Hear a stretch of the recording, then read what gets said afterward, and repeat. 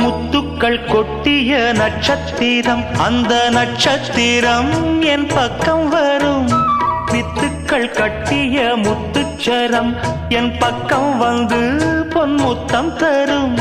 ஒரு முத்துத்தான் உடைப்பட்டுத்தான் பூவாய் மாறும். அதை தொட்டுத்தான் அணை கட்டித்தான் பாடும் ராகம்.